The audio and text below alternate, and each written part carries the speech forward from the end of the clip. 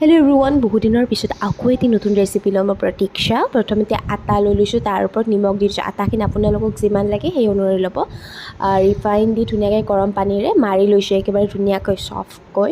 তাৰপিছত আলুৰ বাকলি গুচাই ল'লোঁ। প্ৰথমে নৰসিংহৰ পাত, জিৰা, গোটা জিৰা দি তাৰপিছত পিঁয়াজখিনি দি ধুনীয়াকৈ নিমখ আৰু আমচুৰ পাউডাৰ দি ধুনীয়াকৈ পিঁয়াজখিনি ভাজি ল'লোঁ। তাৰপিছতে আলুখিনি দি দিলোঁ।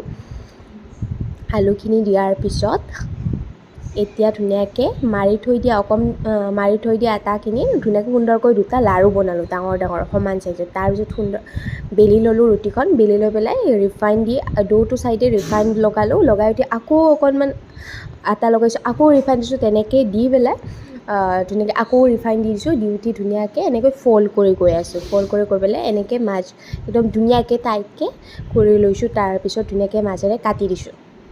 কাটি লৈ পেলাই এনেদৰে এতিয়া আমি ধুনীয়াকৈ বেলি ল'ম আপোনালোকৰ। তাৰপিছত বাতি এটিত বা আপোনালোকে হাতেৰেও নিজে দিব। তাৰপিছত ভাজি লোৱা পিঁয়াজ আলুখিনি সেইখিনি ইয়াৰ মাজত দি দিব। তাৰপিছত ধুনীয়াকৈ ফ্ৰাই কৰিব। এতিয়া আমাৰ কচুৰি ৰেডি। অকণমান হঠাৎ মোৰ বঢ়াই থোৱা আছিল, সেইবাবে অকণমান জ্বলি গ'ল। বাকীখিনি খাবলৈ বহুত বেছি টেষ্টি হৈছিল দোকানৰ নিচিনা। আপোনালোকেও ঘৰত ট্ৰাই কৰি চাব।